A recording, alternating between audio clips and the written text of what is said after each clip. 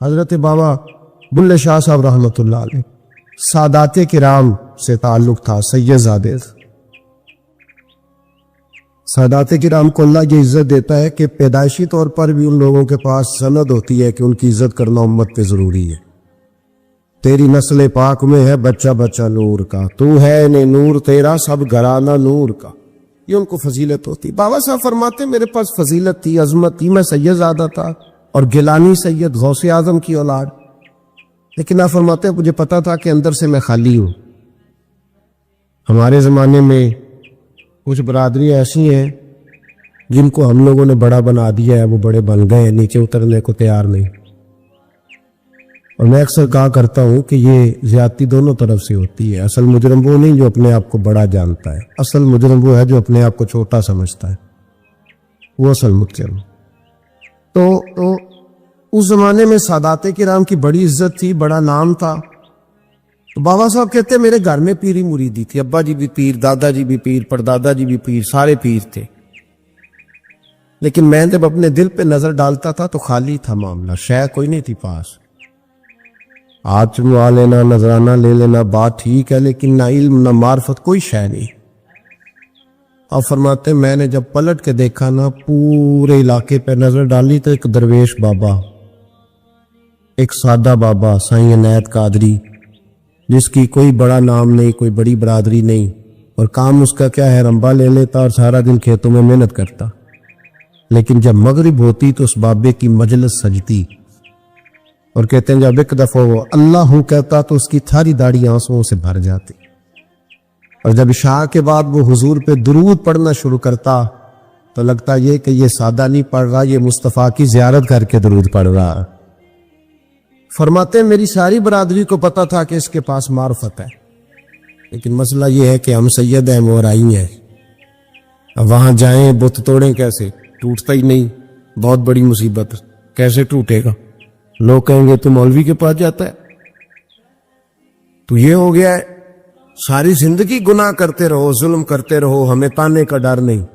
درویش کے پاس جائیں تو لگتا ہے کوئی تانا دے گا کہ یہ کدھر چلا گیا تھا، کدھر چلا گیا؟ جے کر یار دے نام دا ملے میں نہ انہوں چولی پا لئیے پنجے سٹیے نہ، تو یہ کر نار دے نام دی ملے سولی چوٹا چوٹ لئیے پیچھے ہٹیے نہ۔ بابا صاحب کہتے ہیں میں روز اپنے آپ سے جنگ کرتا کہ جاؤں کہ نہ جاؤں۔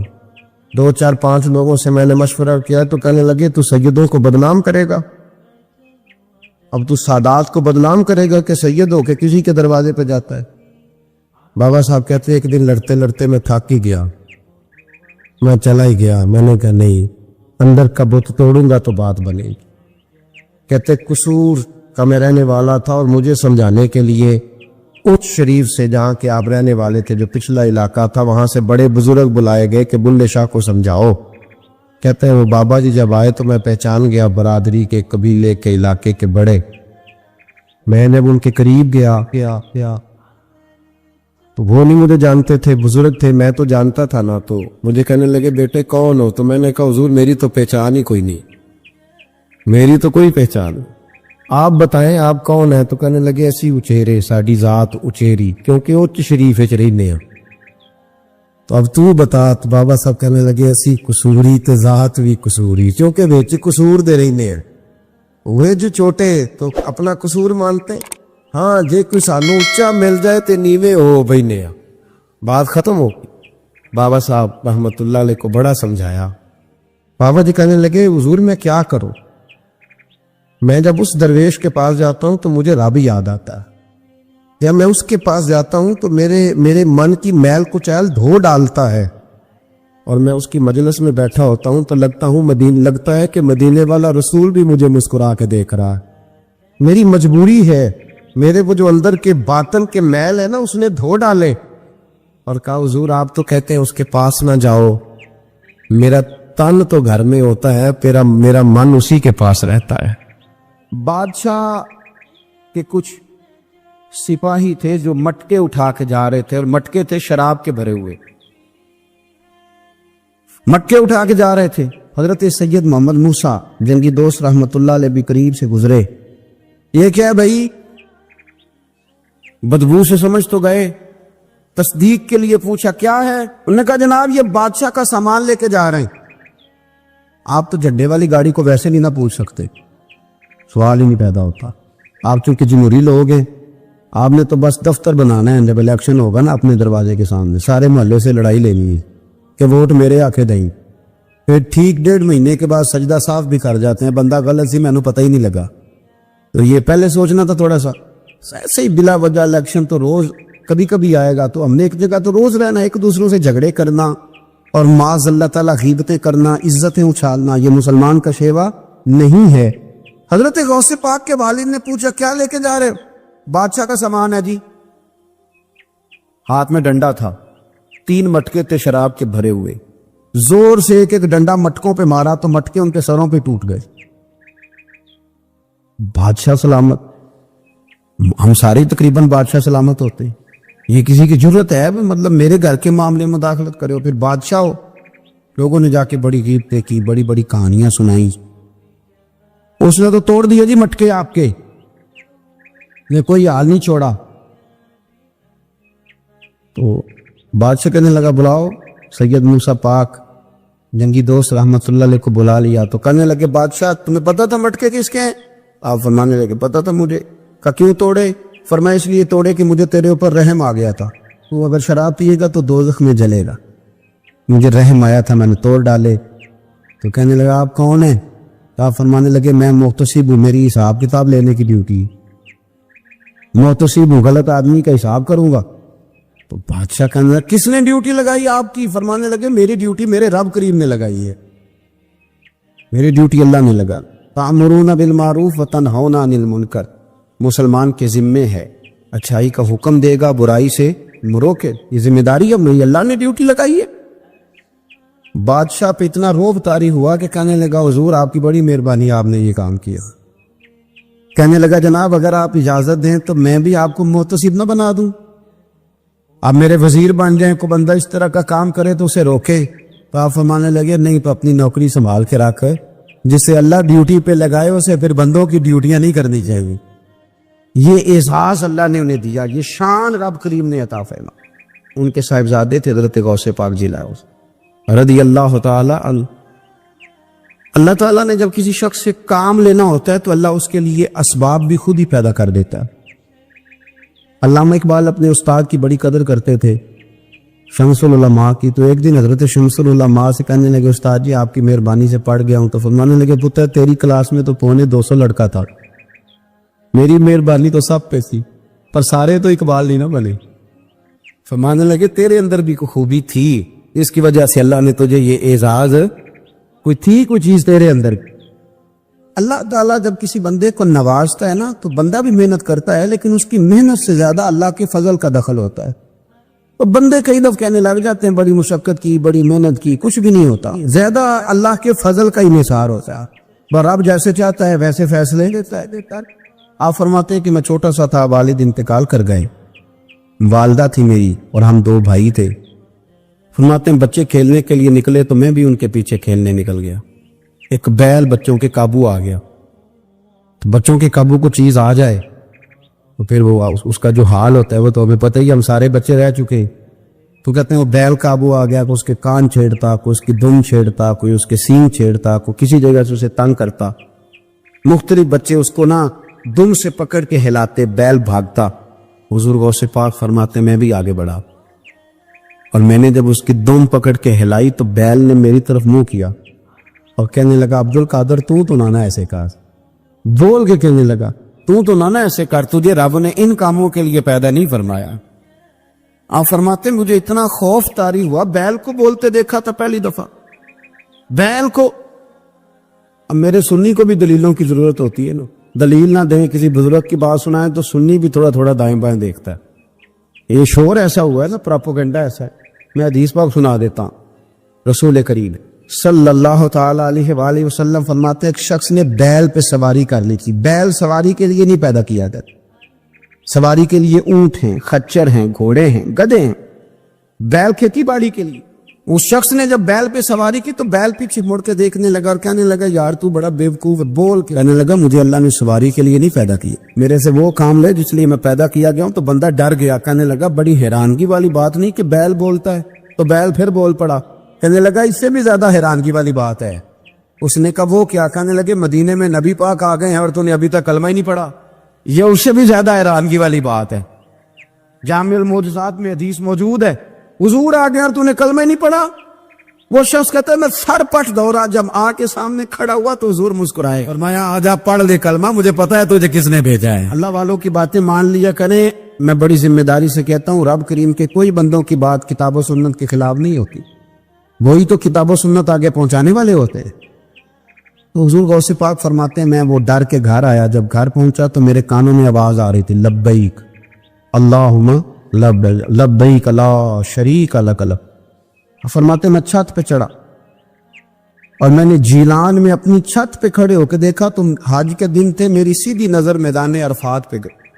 لوگ میدان عرفات میں بیٹھ کے لبیک لبیک پڑھ رہے تھے. پہلے میں وہاں سے ڈر کے آیا, پھر چھت سے ڈر کے نیچے اترا, ماں کو ساری بات بتائی. تو کہتی میری ماں کہنے لگی بیٹے جب تو پیدا ہونے والا تھا تو مجھے بڑی بشارتیں ملتی.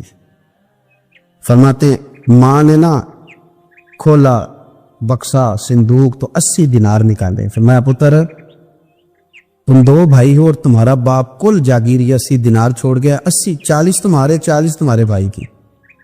فرمایا بیٹا ایک بات کا خیال رکھنا, میں عورت ہوں, تمہارا باپ کوئی نہیں, بھائی چھوٹا ہے, میں پیچھے نہیں آ سکتا. یہ 40 دینار لے جا بغداد چلا جا کے تعلیم حاصل کر. بیٹے میں پہنچ نہیں سکتی, خیال رکھنا. غوث پاک فرماتے ہیں 12 سال میں نے تعلیم حاصل کی یارو, میں نے پتے بھی کھائے اور خود آپ کا فرمان موجود ہے. فرماتے ہیں ایسی سختیاں بھی دیکھیں کہ پتھر اور پہاڑوں پہ گزرتی تو شاید پگھل جاتے, لیکن میں نے اپنے نبی کا دین پڑھا. اب تو پیر کے گھر میں جو پیدا ہوتا ہے وہ علم لدنی والا ہوتا ہے. سعودہ پتر ہے, او خدا کے بندے صبر کر. اگر غوث پاک حسنی حسینی سید ہو کے باقاعدہ پھٹی پہ بیٹھ کے پڑھتے, تو کس پیر کا مرید ہو گیا جسے علم ہی کوئی نہیں, جو جاہل آدمی ہے. یہ ضروری ہے, علوم دینیاں ضروری ہیں, اس کے بغیر کام نہیں چلتا. اور غوث پاک رضی اللہ تعالیٰ عنہ کی آپ پوری زندگی پڑھ کے دیکھ لیں. غوث پاک تمام اولیاء کے امام ہیں, ساری زندگی. غوث اعظم سے کسی نے پوچھا آپ نے سب سے زیادہ دین کا کام کس طرح کیا, تو فرماتے ہیں تقریر کے ذریعے. اب تقریر کرنے والا مولوی ہوتا ہے اور تویز دینے والا سبحان اللہ. غوث پاک رضی اللہ تعالیٰ عنہ فرماتے ہیں میں نے دین کا سارا کام کس ذریعے سے کیا ہے. ہفتے میں 3 جلسے کرتے تھے اور 70 ہزار کا مجمع ہوتا تھا اور بغیر لاؤڈ سپیکر کے تقریریں ہوتی. اور فرماتے ہیں جیسی سمجھ پہلے بندے کو آتی تھی ویسی آخری والے کو آتی تھی. لوگوں نے کہا حضور یہ کرم کیسے ہوا؟ فرمانے لگے میں نے جب تعلیم حاصل کر لی تو بولنا آتا ہی نہیں تھا, تو میں بڑا پریشان ایک دن سو گیا تو خواب میں رسول کریم کا دیدار نصیب ہوا. ان نے فرمایا تو واز کیا کر, تیرے واز سے لوگوں کو فائدہ ہوگا. یا رسول اللہ میں اجمی بندہ ہوں, لوگوں کے سامنے کیسے بات کروں گا؟ تو حضور نے فرمایا منہ کھولنا ذرا. کہتے میں نے منہ کھولا تو محبوب نے 7 دفعہ لعاب دہن ڈالا میرے منہ میں. آپ فرماتے ہیں پھر بولتا میں تھا, اثر کوئی اور پیدا کر دیتا. حضور غوث پاک رضی اللہ تعالیٰ عنہ نے 40 سال دین کا کام کیا. صبح کے وقت فقہ کا درس دیتے تھے, فجر کے بعد کچھ دیر کا ناشتہ کرتے سو جاتے, پھر آ کے مدرسے میں پڑھاتے باقاعدہ بچوں کو. غوث پاک رضی اللہ تعالیٰ عنہ کی سیرت پر آپ ساری کتابیں پڑھ لیں, ساری کتابیں لو. میں نے بھی بڑا ہی دعویٰ کر دی ہے, یعنی ساری کتابیں جتنی اب تک چھپی ہوئی ہے ساری پڑھ لو, کہیں نہیں ملے گا کہ ہم غوث پاک کے آستانے پہ گئے. غوث پاک کسی بندے نے یہ نہیں کہا ہم غوث پاک کے آستانے پہ گئے, غوث پاک کے دربار پہ گئے. سب نے یہی لکھا ہے کہ ہم حضور غوث پاک کے مدرسے میں گئے. ہمارے نا مدرسوں میں سبق تقسیم ہوتے ہیں, سال جب شروع ہوتا ہے نا تو سبق تقسیم ہوتے ہیں. ہمارے مدرسے میں بھی تقسیم کرتے ہیں ہمارے مولانا. آپ حدیث پاک پڑھائیں گے, فلانا استاد منطق پڑھائے گا, فلانا فلسفہ پڑھائے گا, فلانا یہ سبق تقسیم ہوتا ہے, فلانا قرآن, فلانا حدیث, فلانا فقہ. تو غوث اعظم کے مدرسے کے جو ناظم تعلیمات ہیں وہ کہنے لگے حضور سبق بانٹنا ہے تو آپ کو کون کون سے سبق دے دیں, کون کون سا پیریڈ پڑھائیں گے؟ تو آپ فرمانے لگے نہیں پیریڈ رہنے دو. حضور پھر فرمایا اس طرح کرو لائق بچے تم رکھ لو اور نلائق سارے مجھے دیکھو, میں جانوں اور نلائق جانے, نلائق سارے میرے. غوث پاک رضی اللہ تعالیٰ نلائق سارے رکھ لیے, کند ذہن. اور حضور غوث پاک ان کو اسباق پڑھایا کرتے، ان پر محنت کرتے۔ فجر کے بعد فقہ کا درس، 10 بجے مدرسے کی کلاس، زور کے بعد حدیث پاک کا درس، مغرب کے بعد تفسیر بیان کرتے۔ بان ظلموں جو کرے فقیری، وہ کافر مرے دیوانہ۔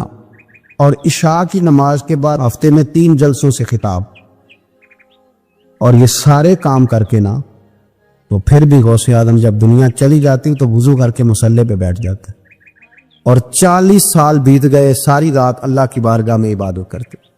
40 سال حضور غوث پاک کو اللہ نے بڑا اعزاز دیا، کتابیں لکھی، ڈیوٹی کی، محنت کی، کوشش کی پوری دنیا میں۔ میں پہلے بھی بتا چکا ہوں، پھر بتاتا ہوں، یہ جو صلاح الدین ایوبی کا بہت نام لیتے ہیں نا، بہت بڑے مجاہد تھے۔ صلاح الدین ایوبی کے ساتھ 70,000 کی فوج تھی، سارے کے سارے غوث پاک کے مرید تھے۔ صلاح الدین ایوبی نے حضور غوث پاک کی زیارت نہیں کی، پر تعلیم غوث پاک کے مدرسے میں حاصل کی۔ اس کو بڑا شوق ہو نا کتابیں دیکھنے کا، وہ میرے پاس آئے، میں دکھاؤں گا انشاءاللہ تعالی۔ صلاح الدین ایوبی حضور غوث پاک کے مدرسے کا طالب علم ہے۔ یہ آپ کے ملک میں 2-3 دن سے رٹا چل رہا ہے، وکیلوں کا، ڈاکٹروں کا، کل سے یونیورسٹی کا بھی چل گیا ہے۔ یہ لڑائی کسی مولوی 2 گروپوں میں ہوئی ہوتی نا، چلو نام بولو، میں نے پتہ ہے اگلی گل بھی، کسی مولویوں کے 2 مدرسوں میں ہوتی نا تو جو طوفان اٹھنا تھا نا ہر چوک میں، مولوی لڑاندے بڑا نہیں، یہ بڑی۔ میں نے دعوت دی تھی پرسوں، میں نے کہا جب وکیل مکمل تعلیم کر لینا اسے 2 سال مدرسے میں لاؤ، ہم اسے سکھائیں گے اٹھنا کیسے ہے، بیٹھنا کیسے، ان کو لاؤ، اس لیے کہ ہم اپنی بات نہیں بتائیں گے، ہم بتائیں گے محمد عربی کی باتیں صلی اللہ علیہ۔ مہربانی کرو، مجھے کوئی شکوہ نہیں ان سے، کوئی کسی قسم کا نہیں، اس لیے کہ ہمارے ملک میں نا احتجاج کا کلچر پروموٹ کیا گیا ہے، ہم نے یہ ماحول بنا کے دیا ہے سڑک بلاک کرنے کا۔ یہ ہمارے قریب ایک گاؤں ہے تو روز ڈکیتیاں ہوتی تھی، بچہ بھی قتل، پولیس والے سنتے ہی نہیں تھے، ان بیچاروں نے روڈ بلاک کیا تو سب صحیح ہو گیا، اسی وقت سارا کچھ ہو گیا، اب پہرے داری بھی لگتی ہے، اب چوکیاں بھی قائم ہو گئی، سب کچھ ہو رہا ہے۔ مزاج بنا دیا ہم نے، یہ عدم برداشت ہے، یہ کلچر خطرناک ہے، یہ کلچر تباہ کرے۔ وکیل کوئی غیر نہیں، ہمارے اپنے بھائی ہیں، کون ہے وہ؟ ڈاکٹر کون ہے؟ ہمارے اپنے۔ یہ جو بچے یونیورسٹی میں لڑے کون ہے؟ ہمارے اپنے۔ ہم ان کو کاٹ کے نہیں پھینک سکتے، یہ کوئی دوسرے لوگ نہیں، سب کو ضرورت ہے ایک دوسرے کی، لیکن خدا را مہربانی کرو، معاشرے میں برداشت کا کلچر پیدا کرو، سکون کا کلچر پیدا کرو، سہنا سیکھو۔ سنو ایک بات کرتا ہوں، اللہ کرے کہ میں سمجھا سکوں، سارے فیصلے خود نہ کرو۔ اگر تمہیں نظر آئے نا کہ آپ کے ساتھ کہیں نا انصافی بھی ہو رہی ہے تو ساری عدالتیں دنیا میں نہیں لگنی، ایک قیامت میں بھی لگنی ہے۔ ہاں امام حسن کو زہر دے دیا گیا تو امام حسین کہنے لگے بھائی بتاؤ کس نے دیا ہے؟ فرمایا حسین اگر وہی وہ نہیں جس پر مجھے شک ہے تو میں کسی آدمی کا بلا وجہ تمہیں نام کیوں بتا دوں؟ کہا پھر بھائی آپ اشارہ تھا نہیں بتا دے، تو فرمایا حسین اگر وہی ہے نا جس پر مجھے شک ہے تو پھر بھی میں نے فیصلہ اپنے رب پہ چھوڑ دی۔ فرمایا میرے رب سے زیادہ بہتر فیصلے کرنے والا کوئی موجود؟ کچھ فیصلے اللہ پہ چھوڑ، آپ یقین کریں آپ کو بڑا ہی مزہ آئے، آپ کو سکون آئے گا زندگی میں۔ کچھ فیصلے اللہ پہ چھوڑو، برداشت کا کلچر پروموٹ کریں اس وطن کے اندر۔ یہ بڑا پیارا ملک ہے، اس میں برداشت کا کلچر پیدا کریں۔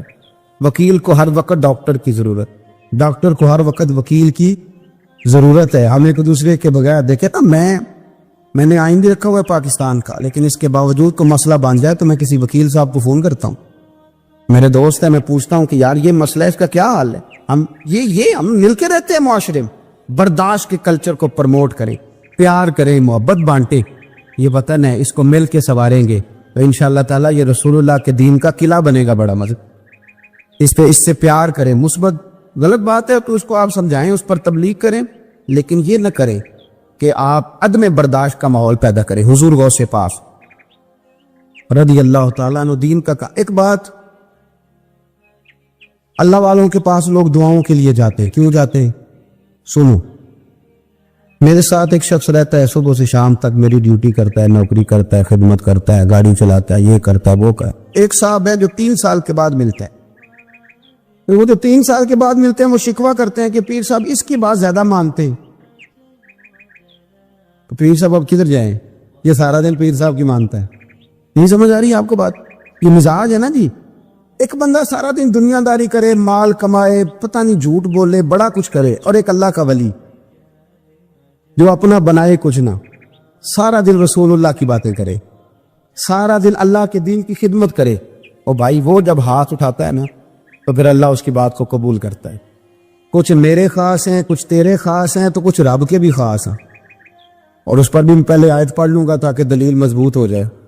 اللہ فرماتے ہیں واللہ یختص برحمتہ من یشاء، فرمایا میں نے کچھ بندوں کو اپنی رحمت سے اپنا خاص بنا لیا. کچھ بندے اللہ کے تو بس اللہ کی بارگاہ میں وہ دعائیں کرتے ہیں تو اللہ قبول فرما لیتا ہے، اتر اللہ ہی دیتا ہے. لیکن اللہ کا ولی دعا تو کر سکتا ہے نا. اللہ کا ولی کی میری بات کی سمجھ آ رہی ہے؟ بیٹا کون دیتا ہے؟ اللہ. حضرت محدث اعظم رحمۃ اللہ علیہ کے پاس ایک شخص نے آ کے کہا دی ولی اللہ بیٹا دے سکتا ہے. آپ ماننے لگے ولی اللہ اللہ سے ملا سکتا ہے؟ نہیں وہ تو ہے ہی ولی اللہ، تو اس نے ملا دینا ہے. تو فرمایا جو اللہ سے ملا دے بیٹا تو چھوٹی سی بات ہے. تو دیکھ نہ کہ جو اللہ تک تجھے لے گیا تو پھر پتر پیچھے رہ گئے. لیکن بیٹا دیتا کون ہے؟ بول کے بتائیں. بول کے اللہ دیتا ہے. دعا کون کرتا ہے؟ اللہ کا ولی. وہ دعا کر دیتا ہے. بی بی آ گئی روتی ہوئی غوث پاک کے پاس، کہنے لگی 6 بیٹیاں ہیں. خاوند اور سسر کہتے ہیں کہ 7ویں بھی بیٹی ہوئی تو طلاق دے دیں گے. تھوڑا سا اگر بندہ مالدار بھی ہو تو پھر وہ ہمارا دماغ جہاں مرضی چلتا ہے نا جی. یہ جہالت آج بھی بہت ساری جگہوں پہ پائی جاتی ہے. تہذیب سکھاتی ہے جینے کا سلیقہ، تعلیم سے جاہل کی جہالت نہیں جاتی. تو رو پڑی. حضور غوث پاک رضی اللہ تعالیٰ نے بلایا اس کے شوہر کو بھی اور سسر کو بھی. فرمایا یہ دیکھ یہ تو اللہ کے کام ہے، جس کو چاہے بیٹیاں دے، جس کو چاہے بیٹے دے. تو جو نہیں مانتے غوث پاک کی بھی نہیں مانتے. انہوں نے کہا جی نہیں جی میں تو نکاح کروں گا. وہ چلے گئے تو غوث پاک کی بارگاہ میں وہ بیٹی اور اس کا باپ اور اس کی ماں پھر آئے، کہنے لگے حضور مہربانی فرمائیں. پھر اللہ کے ولیوں کے پاس ایک قوت ہوتی ہے جس کا نام مصلی ہے. مصلی بہت بڑی طاقت تھا، بہت بڑی. حضور نے فرمایا دعا صلاح المومن، فرمایا دعا مومن کا ہتھیار ہے. یہ مومن جب ہاتھ اٹھاتا ہے تو پھر عرش کا مالک دروازے کھول دیتا ہے کرم کے. حضور غوث پاک نے مصلی بچھا لیا اور رو پڑے، کہنے لگے مالک کریم اس بی بی کے دل میں کس نے بات ڈالی تھی کہ عبد القادر کے دروازے پہ جا. دیکھیں منانے کا انداز، منانا آتا ہے نا. اللہ کس نے اس کے دل میں بات ڈالی کہ عبد القادر کے دروازے جا؟ کس نے ڈالی؟ اور مالک اگر تو نہیں ڈالی تھی تو کیا تو اب اپنے عبد القادر کو رسوا کرے گا؟ اگر تو نہیں بھیجا ہے کہ ادھر جا تو اب تو رسوا کرے گا. حضور غوث پاک رضی اللہ تعالیٰ نے دعا مانگ کے تیرے پہ ہاتھ پھیرے، بچی کے سر پہ ہاتھ رکھا، فرمانے لگے پتر جا، مجھے امید ہے اللہ نے 6 بیٹیاں دی ہیں تو 7 بیٹے بھی عطا فرمائے گا. تو بی بی کہتی ہے پھر رب نے فضل فرمایا اور 7 ہی بیٹے عطا فرمائے. پھر 7 ہی بیٹے رب کریم نے دیے. تو جو اللہ کی مان تھا پھر اللہ بھی اس کی. تو اس میں اختلاف کی کیا بات؟ یہ سادی سی بات. ایک بغداد کا سوداگر تھا، بڑا مالدار تھا. ایک دن اس نے بغداد کے سارے علماء اور مشائخ کی دعوت پکائی تو غوث پاک کے پاس بھی آیا، کہنے لگا حضور شام کا کھانا ہے. آپ نے اس کا چہرہ دیکھا تو وہ رو پڑا، کہنے لگا بغداد کے پیر انکار نہ کرنا. آپ نے فرمایا تو جا میں آؤں گا.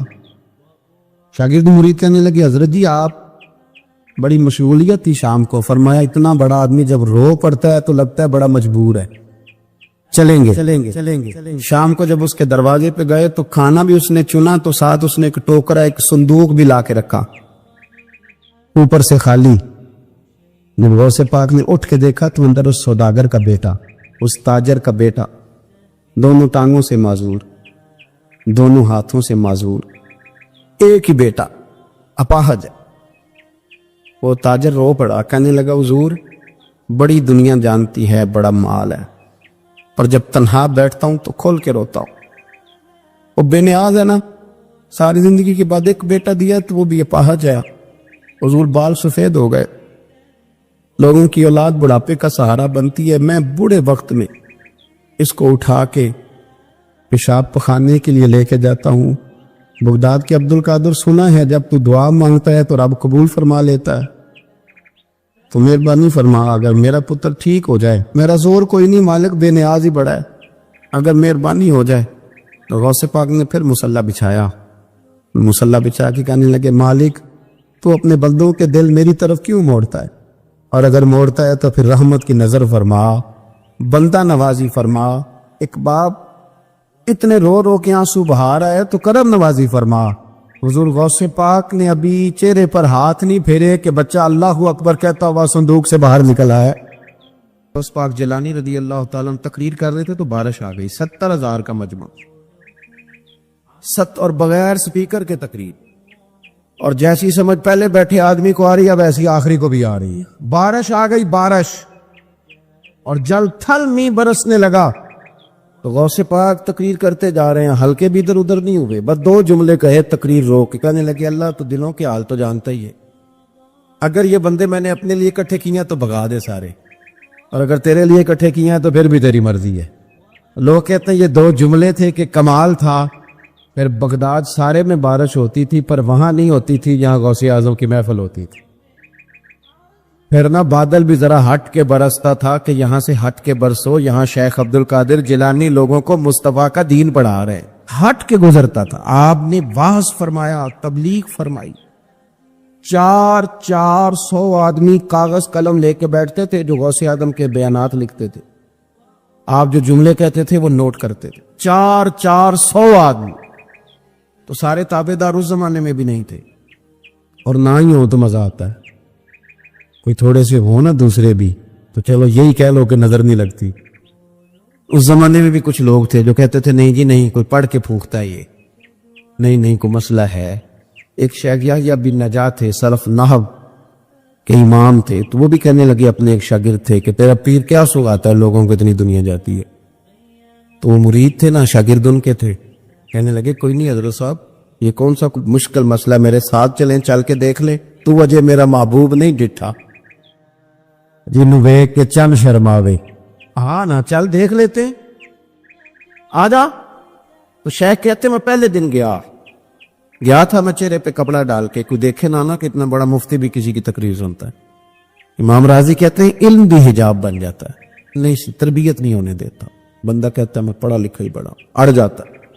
شیخ یحییٰ کہتے ہیں میں چہرے پہ کپڑا ڈال کے گیا، پر جب غوث پاک کی محفل میں بیٹھا، رب رسول کی بات سنی، یوں لگا کہ ساری باتیں میری کر رہے ہیں، یہ میری تربیت ہو رہی ہے۔ پھر کپڑا آہستہ آہستہ سرکنے لگا۔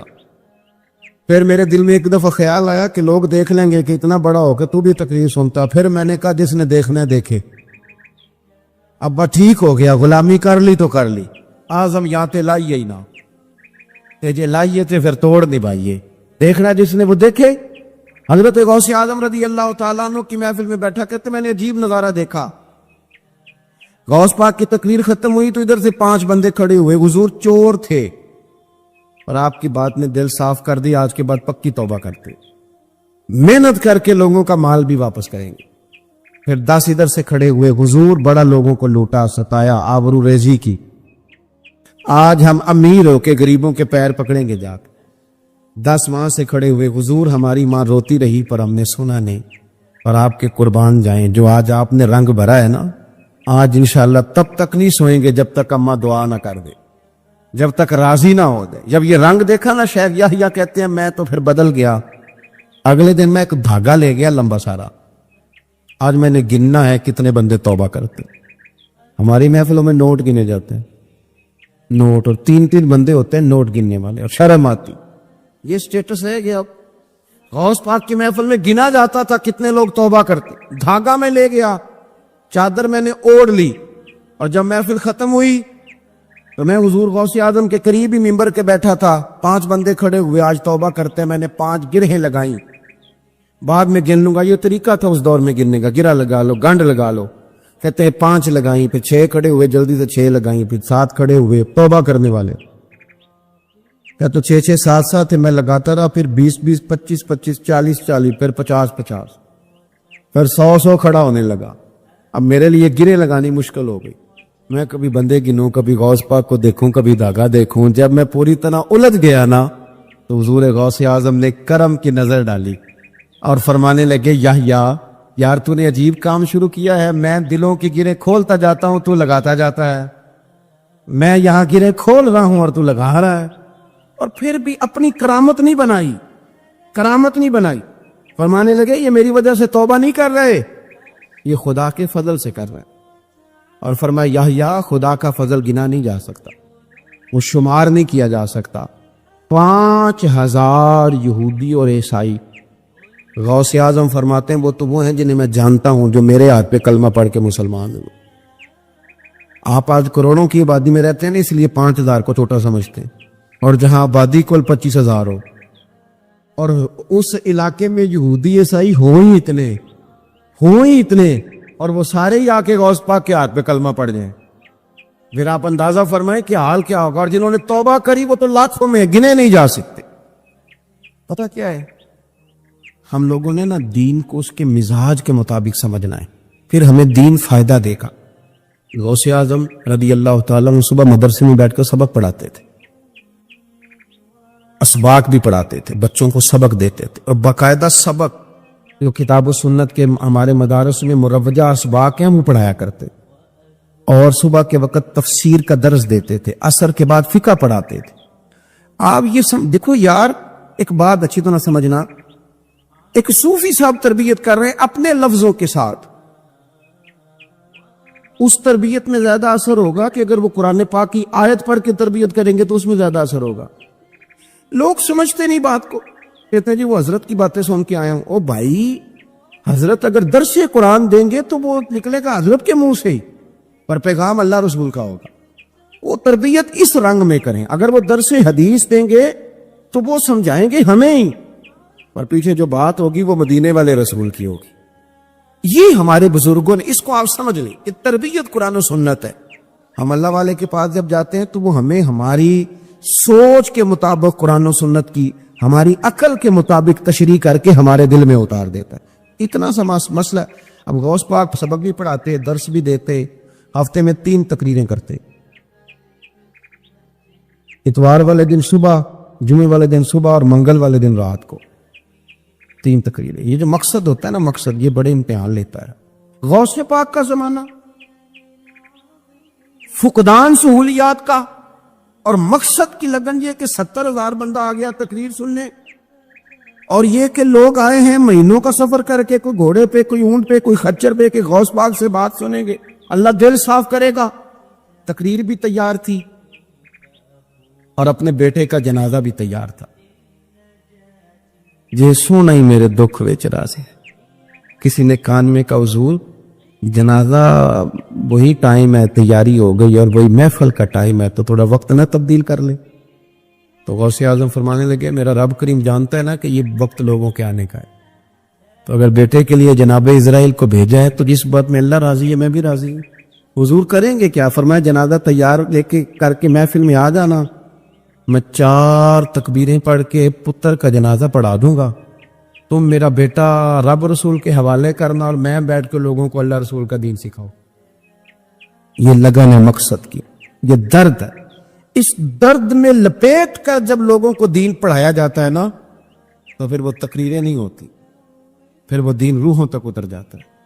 اس درد کے اندر جب لپیٹ کر حضور غوث پاک نے یعنی ممبر سے اترے اور بیٹے کا جنازہ پڑھایا، پھر ممبر پہ بیٹھ گئے، پھر رسول اللہ کا دین اور زندگی ساری دین پڑھا اور ساری زندگی پیغام دی اور اللہ کے بندوں سے پیار کی. امام علی مقام آرام سے مسجد نبی میں بیٹھے تھے، زمانہ پوری دنیا سے جاتا تھا، ہاتھ چومتا تھا، قدموں میں بیٹھتا تھا. اتنے بڑی عظمت والی بھی کوئی شخصیت ہوگی جس کے رگوں میں رسول اللہ کا خون دوڑتا ہے، جسے حضور اپنی زبان مبارک اس طرح وہ چوسا کرتے تھے جیسے عرب کے لوگ پیاس کے عالم میں کھجور چوسا کرتے تھے. اتنا بڑا بھی کچھ شخص تھا، لیکن جب دین پہ کڑا وقت آیا تو حسین نے مسجد کی خطابت نہیں بچائی، آستانہ نہیں بچایا. امام علی مقام نے کہا کوفہ لٹتا ہے تو لٹتا رہے، دمشق میں فساد ہوتا ہے تو ہوتا رہے، وہ ملک شام کی بچیاں رو رہی ہیں تو روتی رہیں کہ ہم پہ یزید قابض ہو گیا، میری مسجد آباد ہے، کافی ہے نا. امام حسین نکلے اور نکل کے کہنے لگے جنت البقیع والی جگہ پہ کھڑے ہو کے یا رسول اللہ میں جا رہا ہوں اور آپ کے لیے جا رہا ہوں، اس لیے کہ مجھے اس شام کو بچانا ہے جس شام میں رسول اللہ کا کلمہ پڑھنے والے لوگ بستے ہیں. मुझे कूफा दमिश्क मिस्र के लोगों को बचाना है, नाना तेरे करम के खजीने की खैर हो, मैं जा रहा हूं तेरे मदीने की खैर हो। निकल खड़े हुए इमाम अली मकाम, मैदान में निकले, किसके खिलाफ? बोले कौन था? यजीद मुसलमान था। उस वक्त तक तो सबने मुसलमान लिखा है, जिसने काफिर कहा शहादत इमाम हुसैन के बाद का। जुर्म क्या था? मेरी गर्दन झुक जाती है जब मैं ये बात करता हूं, ईमानदारी से कह रहा हूं, जोश खिताबत नहीं, मेरी गर्दन झुकती है जब मैं ये लफ्ज अदा करता हूं। इमाम अली मकाम उस शख्स के खिलाफ निकले, सारे खुतबे इमाम हुसैन के पढ़ के देखो। इमाम हुसैन ने फरमाया यजीद शराबी है, शराबी मुसलमानों का हुक्मरान हो सकता? आप ना बोलें बेशक, पर बात तो सच्ची है ना। इमाम हुसैन ने फरमाया शराबी को वोट दिया जा सकता? फरमाया रंडियों का नाच देखता है जो मुजरे देखे, जो रंडियों के नाच देखे वो मुसलमानों का हुक्मरान हो सकता? इमाम हुसैन मैदान में निकले और 18 साल के अली अकबर से लेकर 6 महीने का अली असगर दे दिया, लेकिन शराबी को बर्दाश्त, बेहया को बर्दाश्त तू मैं कैसे करते? दोस्ती कातल से भी, मकतूल से याराना भी, अपनी जेब से फ्लेक्स से छुपवा के जालिमों जाबरों बदमाशों को वोट देते हो। इमाम हुसैन को तेरी देग की जरूरत है जो तू 10 मुहर्रम पे पकाता है, चावलों की जरूरत है जो तूने 9 मुहर्रम को पकाए, उनको उस बिरयानी की आदत थी जो तूने पकाई है। मेरे घर में फलां MNA MPA साहब आ गए थे, इमाम हुसैन के घर के अंदर यजीद ने पैगाम भेजा, उसने कहा जैसे कहोगे कर लूंगा, जितने पैसे कहोगे दे दूंगा, जितनी मस्जिदें कहोगे बनवा दूंगा, जितने इदारे कहोगे तामीर हो जाए, मुझे ना छेड़ो। आपने फरमाया ना, मस्जिद मदरसे उस वक्त आबाद रहते हैं जब हुक्मरान सही होते हैं, और जब हुकूमतें गलत होती हैं तो फिर मसाजिद आबाद, फिर मदारस की आबादकारी हो ही नहीं सकती। मैं दीन में नया रखना खोल दूं? इमाम अली मकाम खड़े हुए, पर मैं क्या करूं? हुकूमत क्या करूं? हुकूमत से क्या कहूं? अगर मेरी मिल्लत के अपने जवान के मोबाइल में रंडियों का नाच हो तो 10 मुहर्रम को तो इमाम हुसैन करबला में तड़प जाते होंगे। अगर 9-10 मुहर्रम को जो निकला इमाम अली मकाम की बात करने के लिए, वो नौजवान अगर सिगरेट का, शराब का, बदमाशी का आदी हो तो हजरत अली असगर कहेंगे ना मेरी कुर्बानी का क्या बना? वो तो निकले थे उरियानी और फाशी के खिलाफ, और अगर मिल्लत का जवान रोज चौक में खड़े होकर लड़कियों को ताड़ता हो तो हजरत अली अकबर तो अपनी कब्र में रोते होंगे कि ये इस कौम के लिए जान दे दी जो आज यजीदी तरीकों पे अमल कर रही है, जो सारी रात गंद देख के सोती है, जो सारी रात बेहयाई, फाशी और उरियानी में लगी रहती है। इन लोगों के लिए जान दे दी, इतना जुल्म उन शहीदों के साथ, और 10 मुहर्रम को देग पका के कहता है मैं इमाम हुसैन का मानने वाला हूं, मैं इमाम अली मकाम से प्यार करने वाला हूं। ना भाई ना, दोरंगी छोड़ के यक रंग हो जा, सरासर मोम हो जा या संग हो जा, उम्मत मुस्लिमा को बेदार होना पड़ेगा। इमाम अली मकाम मैदान में निकले, डट के निकले, और इमाम ने फरमाया मैदान में निकल कर कि मेरा वतन मदीना है, मेरा वतन मदीना है, पर मदीना बाद में, रसूलुल्लाह का दीन पहले। तू पाकिस्तान की बात करता है? इमाम अली मकाम ने फरमाया मदीने की शरीयत बाद में, रसूलुल्लाह का दीन पहले, और तेरे तो बच्चे आम से हैं। इमाम हुसैन ने फरमाया मेरी गोद में जो बच्चे हैं वो रसूलुल्लाह के नवासे हैं, पर बच्चे बाद में, नबी पाक का दीन पहले। आपने फरमाया तेरी बेटी बड़ी बावकार होगी, उसकी बड़ी इज्जत है, तू कहता है बेटी की वजह से ब्लैकमेल हो गया, लेकिन जो शान खुदा ने हुसैन की बेटी को अता फरमाई, जिन बच्चियों का सर का बाल नंगा हो जाए, सर का बाल नंगा हो जाए, तो इमाम शौरानी फरमाया करते थे अगर मदीने में किसी सैयदजादी के सर का बाल नंगा होता था तो सूरज अपना मुंह छुपा लिया करता, सूरज छुप जाता था बादलों की ओट में, और मदीने वाले समझ लेते थे कि घर में काम करते करते किसी सैयदजादी के सर का कोई बाल नंगा हो गया।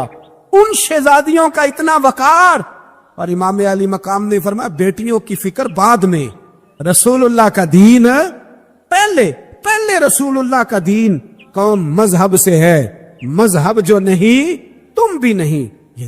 یاد رکھ میرے بھائی، امام علی مقام رضی اللہ تعالیٰ عنہ نے میدان میں نکل کر پہلے مذہب کی بات کی، اور آج دین نبی دا وانگ یتیمہ رووے تے کرلاوے تے آکھے میں کتھوں لبا عمر بہادر، میں کتھوں لبا عمر بہادر جڑا مینوں سینے لاوے. معصوم بچے، معصوم. آج تک کدھر ہے تمہارا اقوام متحدہ؟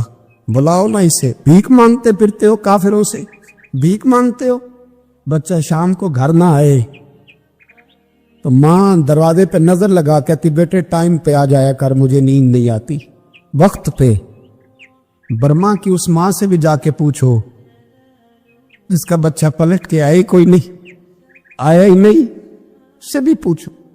بچے نے آدھی رات کو روٹی مانگ لی تو فالج زدہ ماں، اس کو فالج تھا، وہ رینگتی ہوئی اٹھی اور اس نے اپنے لال کو روٹی پکا کے دی. باپ کہتا رہا چل چھوڑ سو جا بیٹے تیری اماں. اس نے کہا نہیں مجھے نیند نہیں آتی، بیٹا بھوکا ہے.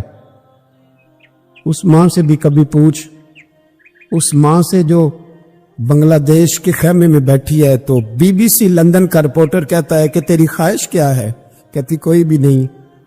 چلو 2 دن کے بعد ہی صحیح میرے بیٹے کو ایک روٹی دے جایا کرو. روٹی مانگتا ہے مجھ سے، میں کدھر سے لاؤں؟ یہ لوارث قوم ہے.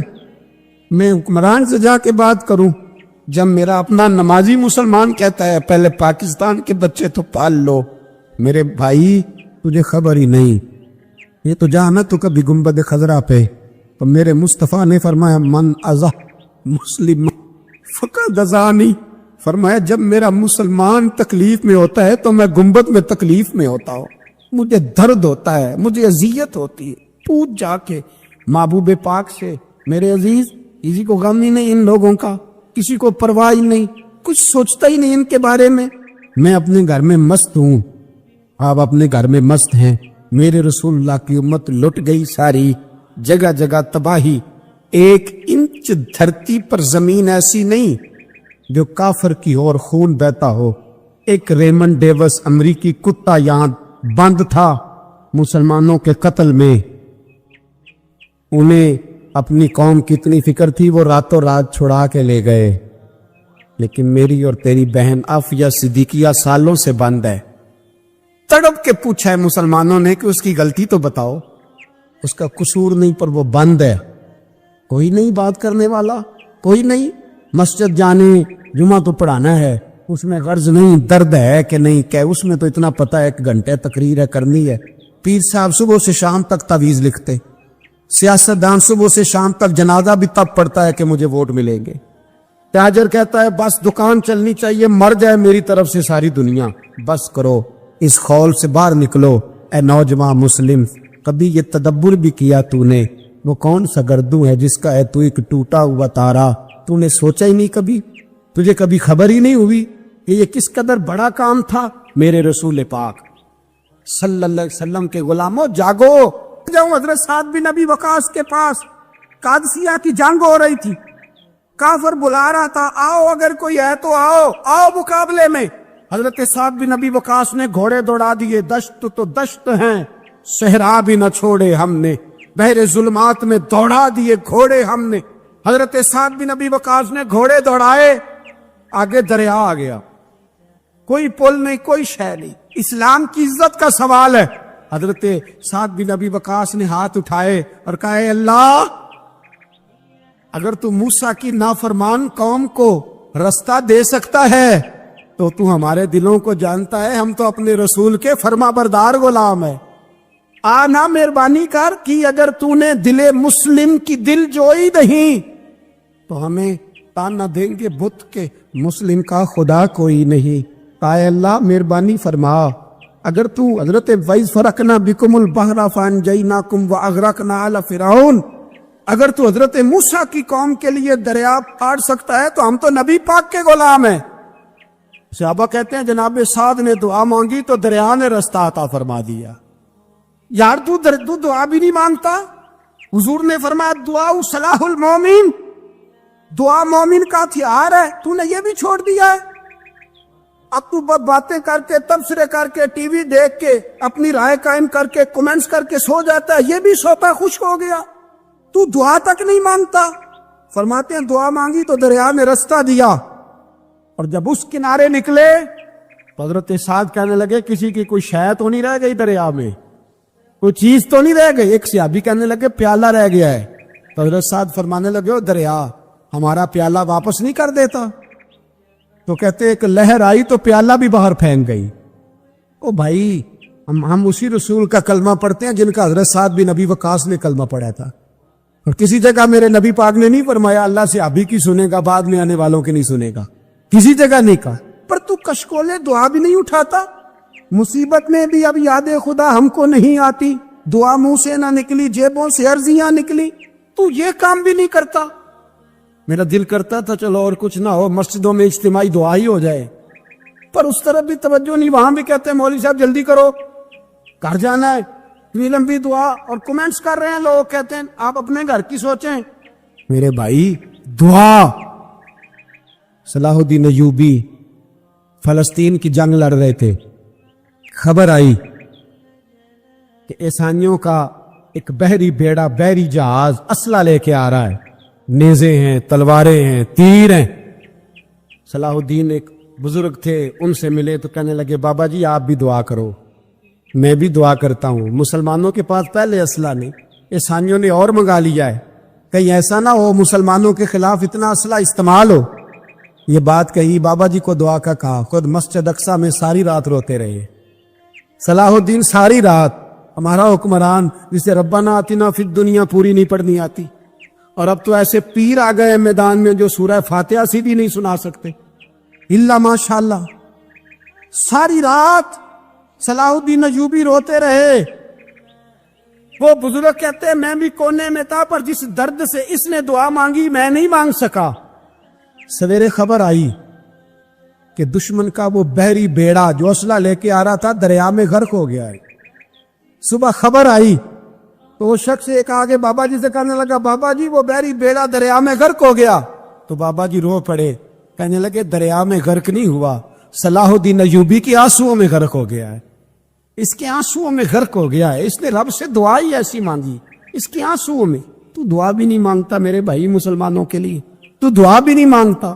امام حسین میدان کربلا میں تھے، ایک راوی کہتا ہے 3 دن پانی بند رہا ہے، روٹی بند رہی ہے، اور قرآن پاک کی تلاوت 1 منٹ کے لیے بھی بند نہیں ہوئی، دعا اور التجا 1 منٹ کے لیے بھی بند۔ حسین کے خیمے سے یہ آواز بار بار آتی رہی، یا اللہ استقامت بھی دے اور صبر بھی عطا فرما۔ دعا کا رستہ بند، تلاوت بند نہیں ہوئی، اللہ کی بارگاہ میں سجدے بند نہیں ہوئے، چھوڑ گیا۔ تو دعا تک نہیں مانگتا، دعا تو انقلاب برپا کر دیتی ہے، دعا تو حالات بدل دیتی ہے، دعا تو تبدیلی لے آتی ہے۔ کوئی بیٹھا ہوا مجھے دور دعا دیتا ہے، بس دعا دیتا، فقط دعا دیتا ہے، کوئی بیٹھا ہوا مجھے دور دعا دیتا ہے، میں ڈوبتا ہوں پر سمندر اچھال دیتا ہے۔ او بھائی تو دعا بھی چھوڑ گیا۔ پہلی بات آپ کی خدمت میں یہ ہے کہ جاگے مسلمان بنے، دوسرا کچھ نہیں کر سکتے تو دعا تو کر سکتے ہیں نا، دعا کا رستہ اپنائیں۔ اور پھر میرے نبی پاک علیہ السلام نے 2 باتیں فرمائی، کان کھول کے سن لینا، 2 باتیں۔ حضور نے فرمایا ایک وقت آئے گا کہ میری امت کے خلاف کافر ایک دوسرے کو آوازیں دیں گے، آؤ مسلمانوں کو مارے، آؤ مسلمانوں۔ تو صحابہ نے کہا یا رسول اللہ کیوں، ہم تھوڑے ہو جائیں گے؟ فرمایا نہیں، تم بہت زیادہ ہوں گے۔ 56 اسلامی ملک ہیں دنیا میں، کتنے بول کے بتانا ہے؟ اتنا سا برما ہے، کسی غیر مسلم کا کتا مر جائے تو یہ چیخ پڑتے ہیں، اور یہاں کہتی ہے اقوام متحدہ کہ جی وہ ہمیں داخل نہیں ہونے دے رہے، تو بند کرو پھر سلامتی کونسل، تحلیل کر دو، اقوام متحدہ ختم کرو۔ اگر تمہاری کو سنتا نہیں تو بنائی کیا ہے؟ صرف مسلمانوں کو پریشرائز کرنے کے لیے، اور ہمارے مسلمان بھیک مانگتے پھرتے، کہتا ہے کہا ہے ہم نے اقوام متحدہ سے، اب تم اپنے لیے کافر سے بھیک مانگو گے، کافر سے بھیک مانگو گے؟ میرے عزیز نبی پاک علیہ الصلوۃ والسلام نے فرمایا کافر ایک دوسرے کو بلائیں گے مسلمانوں کو مارے، یا رسول اللہ ہم تھوڑے ہوں گے، فرمایا بہت زیادہ ہوں گے. تو حضور کیا ہوگا؟ فرمایا تمہیں وہن ہو جائے گا. یا رسول اللہ وہ کیا ہے؟ فرمایا دنیا سے پیار ہو جائے گا، مرنے کو دل نہیں کرے گا دنیا سے. اور مرنے کو اس وقت سمجھ لینا کافر تم پہ حاوی ہے. میں اپنا اندازہ کروں، آپ اپنا کریں. مجھے دولت سے کتنا پیار ہے اور آپ کو کتنا پیار ہے. جھانک کے سنیں یہ لفظ رسول پاک کے صلی اللہ پہلے ہی حضور نے فرمایا جب تجھے دنیا سے پیار ہو جائے، دولت سے پیار ہو جائے، اقتدار سے پیار ہو جائے، اور جب تجھے موت بری لگنے لگے، تیرا مرنے کو دل نہ کرے، پھر کافر تیرے اوپر چڑھ آئے گا. آج دولت ہی تو رہ گئی ہے، باقی بچا کیا ہے؟ میں اکثر کہتا ہوں شادیاں نہیں ہوتی، تجارتیں ہوتی ہیں. لڑکی والے کہتے ہیں کہ لڑکا زیور کتنا ڈالے گا، لڑکے والے کہتے ہیں لڑکی جہیز کتنا لائے گی. تجارت، ہر جگہ دولت، ہر جگہ پیسہ، ہر جگہ سرمایہ. جہاں جس معاشرے میں تلاوت بکے، نعت بکے، تقریر بکے، اس سے زیادہ اور تباہی کا معاملہ کیا ہوگا؟ اللہم صلی علی سیدنا و مولانا محمد بقدر حسنہ و جمالہ و جودہ و نوالہ و صحبہ و آلہ. اللہم صلی علی سیدنا و مولانا محمد معدن الجود والکرم و آلہ و صحبہ و بارک وسلم. یا ارحم الراحمین، یا ارحم الراحمین، یا قاضی الحاجات، یا مجیب الدعوات، یا حلال المشکلات، یا دافع البلیات، یا مسبب الاسباب، یا قاضی الحاجات، یا رحمان یا اللہ، یا کریم یا اللہ، یا ستار یا اللہ، یا غفار یا اللہ، یا کریم یا اللہ، یا عزیز یا اللہ، یا ستار یا اللہ. اے ہمارے پروردگار، 10 سال پورے ہو گئے خدا بندہ، ایک چھوٹا سا پیغام تھا، تو نے فضل فرما دیا. اے اللہ ہم پلٹ کر جب دیکھتے ہیں تو 1% بھی ہم اس قابل نہیں کہ تیرے دین کی کوئی بات کر سکیں، کوئی پیغام دے سکیں. اللہ کئی سالوں سے یہ دوست صبح کی نیند چھوڑ کے یہاں حاضر ہوتے رہے، مائیں، بہنیں، بچیاں، بوڑھے، بچے. اے اللہ بندوبست کرنے والے سب سے پہلے آتے رہے. خدا بندہ تیرے قرآن مجید کو پڑھا ہے، ہم کمزور تھے، بس تیری دی ہوئی توفیق سے پڑھا ہے. خدا بندہ ان میں سے ایک بات بھی تجھے پسند آئی ہے تو ہمیں معاف فرما دے، ہم سے درگزر فرما، ہمارے حال پہ رحمت فرما. رمضان آیا تھا پھر بیت رہا ہے، اللہ ہماری کمزوریاں، ہماری کوتاہیاں پھر ایک دفعہ پیش نظر ہیں. اے عرش و فرش کے مالک، برے ضرور ہیں، کمزور ضرور ہیں، گناہگار ضرور ہیں، پر تو ہمارے دلوں کے حال جانتا ہے. ہم تیرے غدار نہیں ہیں. اے اللہ ہم صحیح ہونا چاہتے ہیں، ہماری نیتیں بھی ٹھیک ہیں، ارادے بھی ٹھیک ہیں، عمل میں کمزوری ہے. ہم پر ایک رحمت کی نظر کر دے، ہم پر ایک رحمت کی نظر کر دے. اے مالک کریم، ایک نظر کرم سے دیکھ تو صحیح. یہاں غریب بھی بیٹھے ہیں، بوڑھے بھی بیٹھے ہیں، مجبور بھی بیٹھے ہیں، کئی رو رو کے تیری بارگاہ میں فریاد کرنے والے بیٹھے ہیں. اے اللہ بھول ضرور جاتے ہیں پر بندے تو تیرے ہیں، بھٹک ضرور جاتے ہیں پر غلام تو تیرے محبوب کے ہیں. ہمارے حال پہ رحمت فرما. اللہ ہمیں معاف فرما دے. اللہ ہم سے حساب نہ پوچھیو. اللہ ہمیں بغیر حساب معاف فرما دے. اللہ ہمیں بغیر حساب کے معاف فرما دے. اللہ ہم سے درگزر کرنا. جب قیامت کے دن ازل کا بازار لگے اللہ ہم سے درگزر فرمانا، ہماری پردہ پوشی فرمانا. اگر ہمیں عزت دی ہے تو عزتوں پہ دوام دینا. اللہ ہمیں ذلتوں سے محفوظ رکھنا. اے عرش و فرش کے مالک، میں تو نے بہت ساری نعمتیں نہ بغیر مانگنے کے دی ہیں. ہم کمزور تھے، تو نے صحت دی. ہم کمزور تھے، تو نے اولاد کی نعمت دی. پھولوں کی طرح کے خوبصورت بچے دیے. اے اللہ تو نے ہمیں وفادار قسم کے دوست دیے. اے اللہ پیار کرنے والے ساتھی دیے، ٹوٹ کر چاہنے والے دیے. اے اللہ تو نے بغیر مانگے ہمیں نیک صالح استاد دیے، بزرگ دیے، شیخ دیے. اے اللہ بغیر کسی لالچ کے پالنے والا باپ دیا، شفقت کے بازو پھیلانے والی ماں دی. ہم تیرا شکر ادا نہیں کر سکے. اللہ ہمیں شکر کی توفیق عطا فرما دے. اللہ ہمیں شکر کی توفیق عطا فرما دے. اللہ ہمیں شکر کی توفیق عطا فرما دے. اللہ اگر ہم بھول جائیں تو ہم سے درگزر فرما. اے اللہ ہمارے حال پہ رحمت فرما۔ میں صبح دیکھتا رہا کس طرح بوڑھی مائیں گاڑیوں میں بیٹھ کے آتی ہیں، بہنیں گاڑیوں میں بیٹھ کے آتی ہیں۔ اللہ ان بیچاریوں کے کئی دکھ بھی ہیں، ان کی کئی تکلیفیں بھی ہیں، یہ کئی جگہ آزمائش کا شکار۔ ایک بزرگ فون کر کے کہہ رہے تھے بیٹی بڑی پریشان ہے، اللہ کریم سب پہ اپنا فضل فرما دے، ہم دنیا کے دھتکارے ہوئے تیرے دروازے پہ آ کے بیٹھ جاتے ہیں، ہماری مدد فرما، ہمیں لوگوں کا محتاج نہ فرما۔ اے اللہ یہ بوڑھے بیمار لوگ جو صبح چل کے تیرے اور تیرے محبوب کی رضا کے لیے آتے رہے، ان کے قدموں کو قبول فرمانا، ان کی کوششوں کو قبول فرمانا۔ اللہ معذور بزرگ بیچارے لاٹھیوں کے سہارے یہاں تک پہنچ کر تیرے دین کی بات سنتے رہے، ان کے حال پہ کرم فرما، ان پہ رحمت فرما، ہم سے درگزر فرما، ہمارے ساتھ معافی والا معاملہ فرما۔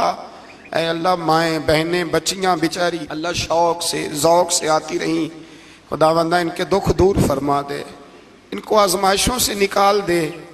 جو بیچاریاں اولاد کے لیے روتی ہیں اور کہتی ہیں ایک بیٹی ہی مل جائے سسرال میں رہنے کے قابل ہو جاؤں، اللہ ان پہ رحم فرما دے۔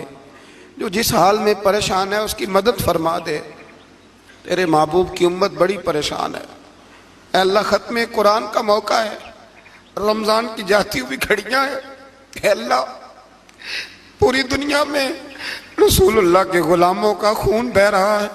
اے اللہ اتنی بڑی دنیا میں برما کے مجبوروں کو رہنے کو جگہ نہیں مل رہی، سالوں بیت گئے، کشمیر کی بچیاں روتی ہیں، اللہ فلسطین کی مائیں پکارتی ہیں، پاکستان کی سڑکوں پہ روز خون بہتا ہے۔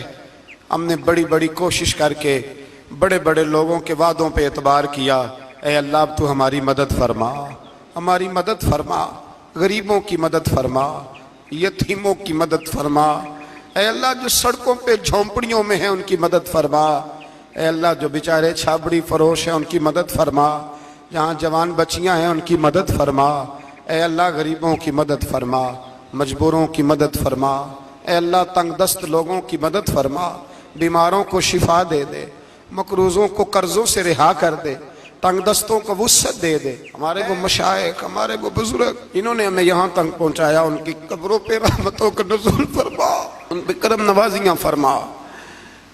جن کے عزیز و رشتہ داروں میں سے کوئی دنیا سے چلا گیا ہے، اللہ جن کے ماں باپ رخصت ہو گئے ان کی قبریں نور سے بھر دے، رحمت سے بھر دے۔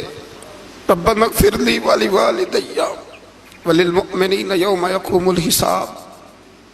اے اللہ زندگی میں جب موت کا وقت آئے نا تو ہمیں کلمے کی توفیق عطا فرمانا، ہمیں بے ایمانی کی موت سے محفوظ رکھنا، ایماندار مارنا ہمیں۔ اللہ ہماری آخرت کی منزلوں پہ اپنا فضل رکھنا، ہم سے سخت حساب نہ لینا۔ اے اللہ بس خار ہیں، بدکار ہیں، ڈوبے ہوئے ذلت میں کچھ بھی ہیں، مولا تیرے محبوب کی امت سے رب اغفر وارحم انت خیر الراحمین، وصلی اللہ تعالی علی حبیبہ سیدنا و مولانا محمد وآلہ۔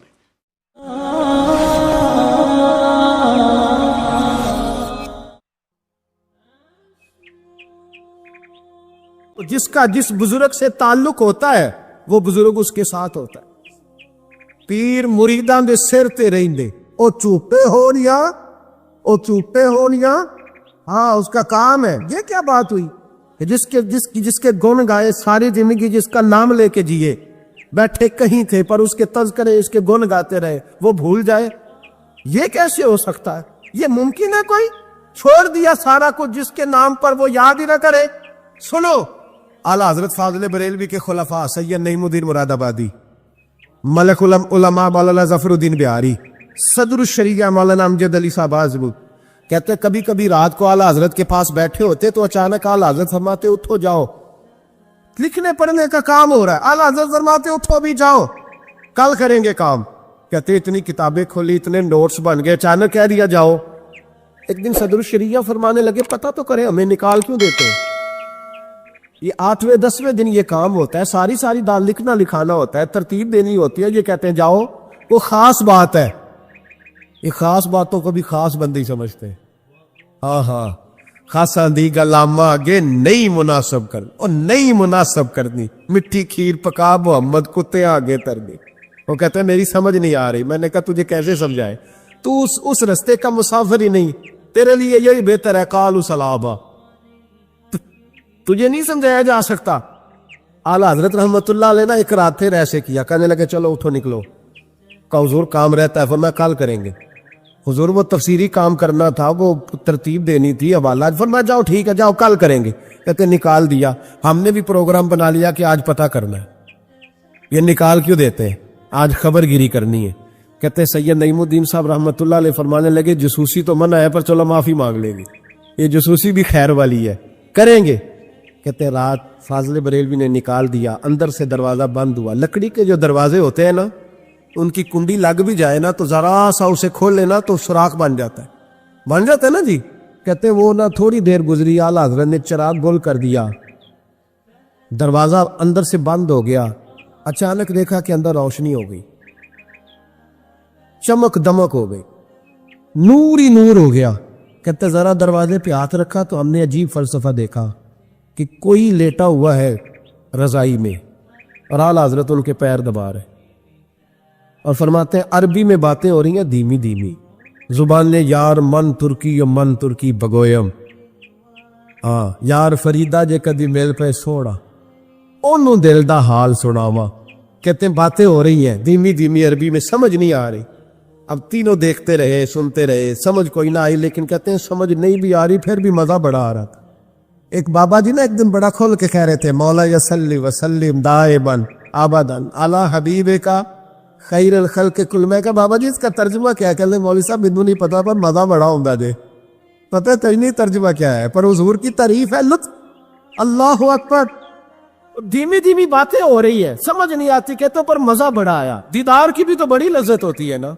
फरमाते सहरी का वक्त हुआ तो बुजुर्ग तशरीफ ले गए जो भी थे, कमरे में फिर से अंधेरा हुआ।